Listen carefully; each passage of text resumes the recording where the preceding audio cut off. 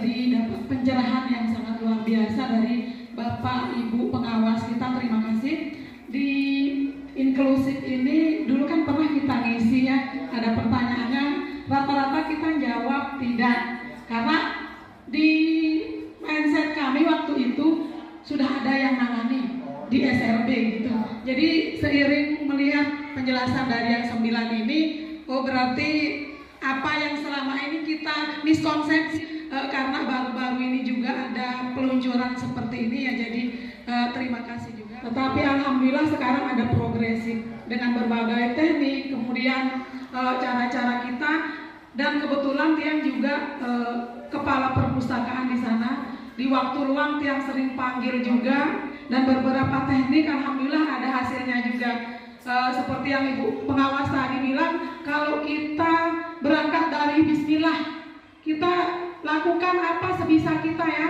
Jadi tadi muncul juga di kepala Tiang Bapak dari penjelasan yang ada 9 itu, di inklusif itu nanti kira-kira ya, ada enggak khusus untuk kurikulum dari yang inklusif luar negeri untuk mencari penghidupan. Anaknya tinggal sama siapa? Sama tetangga Pak. Papuknya juga enggak ada. Kemudian tinggal sama tetangga Pak. Akhirnya anak ini berantakan, masuknya juga sulit. Saya suruh guru BK-nya, silakan Bu BK turun ke lapangan, cari permasalahannya. Ternyata itu yang disampaikan, oh begini Pak. Bilang hambatan bagian ke-7 itu membaca. Membaca itu pengalaman saya selama 20 tahun lebih jadi kepala sekolah. Setiap rapat kenaikan kelas itu selalu itu saja yang disinggung sama guru-guru kita di sekolah, yang membaca itu. Kalau dilihat dari segi anak ini ya fisiknya sehat, tidak tuli, gagah lagi, tapi saya Pak tidak bisa baca. Mahasiswa yang saya bimbing itu, dia itu kan mondok. Jadi untuk sorenya itu misalnya ada 3 kali atau 2 kali dalam 1 minggu itu kami usahakan dia itu belajar untuk membaca biar lancar membaca.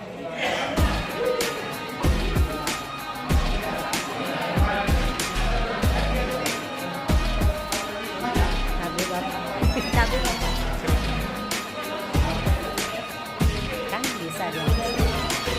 Ya apa-apa sebenarnya siapa orang membuat. Iya. Kalau memang tidak tepat, jangan diunggah. Kalau tepat baru diunggah.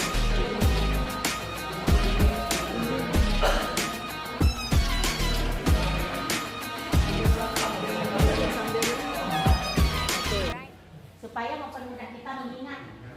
Kadang kalau kita melibatkan seluruh anggota badan kita itu kesulitan fungsional belajar. Hambatan penglihatan, hambatan pendengaran, hambatan berbicara, hambatan motorik kasar, hambatan motorik halus, hambatan berpikir, hambatan membaca,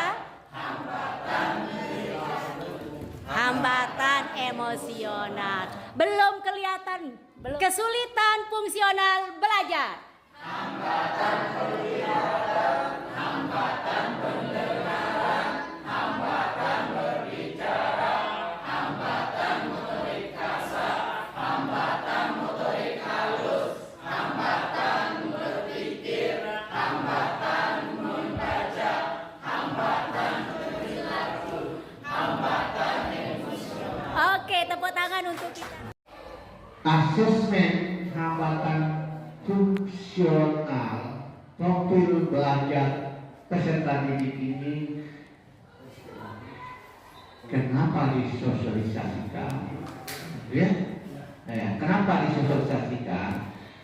Kenapa perlu disampaikan kepada Bapak Ibu? Ya, di sini.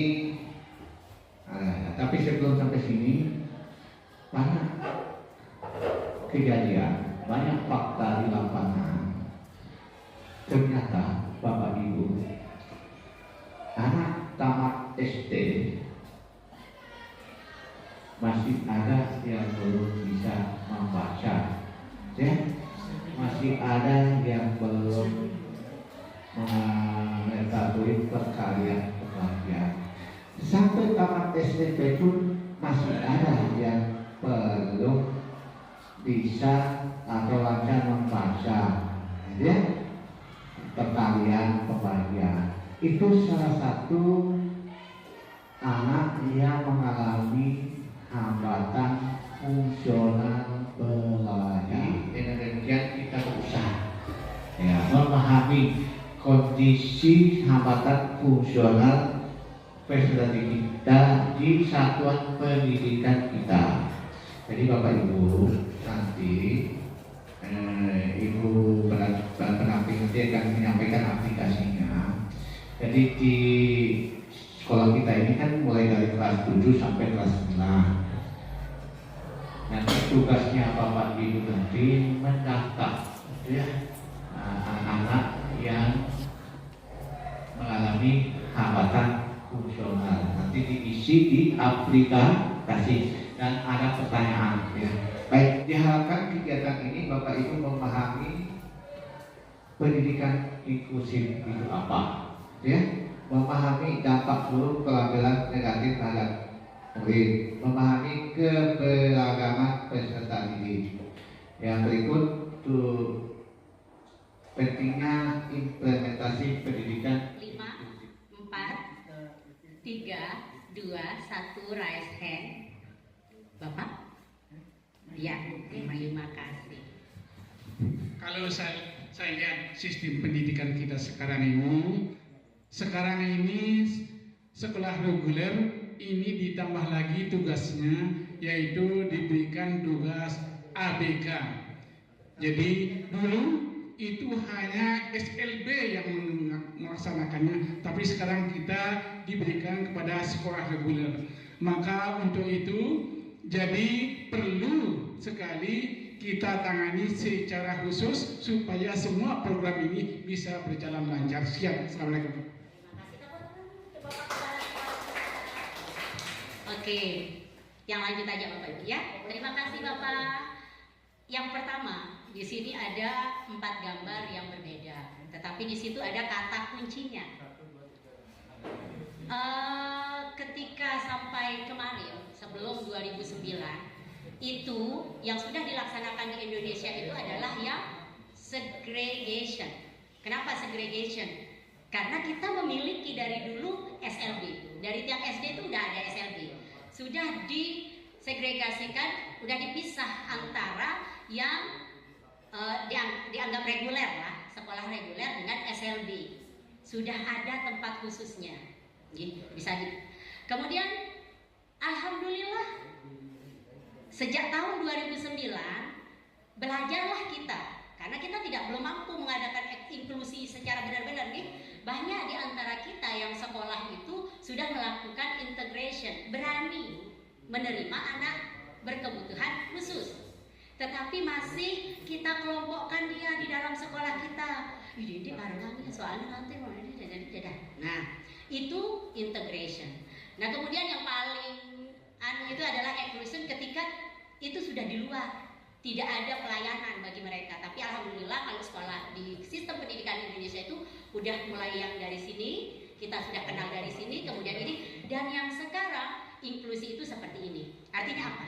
Tidak ada perbedaan, tidak ada batasan, tetapi siapa yang akan belajar banyak? Kita sebagai bapak ibu gurunya di depan, bapak kepala sekolah, bapak PSP dan seluruh jajaran sistem pendidikan itu yang harus banyak belajar. Kalau kita menunggu pelatihan Bapak Ibu, sampai hari ini kan belum ada. Tetapi alhamdulillah di PMM sebelum zaman rumah pendidikan, bagaimana mengelola sekolah inklusi sudah ada. Marilah kita belajar mandiri, nikmati dia Bapak Ibu. Pokoknya mental awal kita itu senang dulu. Senang dulu. Karena kalau kita senang, kita merasa butuh, ini tantangan, ini enak loh, ini tantangan. Dengan belajar itu saya akan memperkaya diri kita. Itu dulu Bapak Ibu. Platform Merdeka Mengajar. Di situ materi-materi inklusi itu sudah banyak. 9 jenis hambatan atau kesulitan fungsional belajar anak kita. Yang Yang 9 Ya, kita refleksi dulu sebelum kita lanjut. Ini enggak terlalu enggak dihafal tadi yang artinya yang mana-mana ya. Ya, yang seingat kita ya ada untuk emosinya, kemudian mata, untuk indera mata, kemudian telinga, bisu juga termasuk. Nah, untuk emosi, kemudian gerak motorik halus dan kasar, kemudian kognitif, kemudian baru berapa? Emosi, perilaku, sama terakhir ya emosi. Ya. Oke, teman-teman.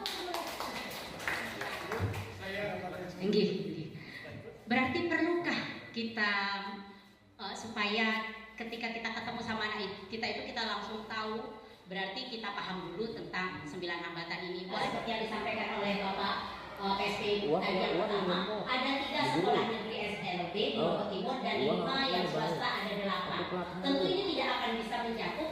Di samping itu kemampuan orang tua untuk nganter itu butuh ongkos, butuh orang, butuh waktu dan sebagainya, banyak yang karena dia tidak mampu. Padahal ada sekolah reguler di depan rumahnya. Itu pertimbangan-pertimbangan yang akhirnya sekolah reguler mari menjadi sekolah inklusi. Itu pertimbangannya. Supaya apa? Kita juga bisa melayani kebutuhan-kebutuhan pembelajaran dari anak-anak kita yang berkebutuhan khusus. Apakah semua dulu ya? Apakah semua anak kita data? Tidak, Bapak Ibu. Anak yang Bapak deteksi awal kok kayaknya sulit belajar, itulah yang dimasukkan di dalam data PBS. Jadi jawabannya adalah tidak semua anak kita masukkan di dalam PBS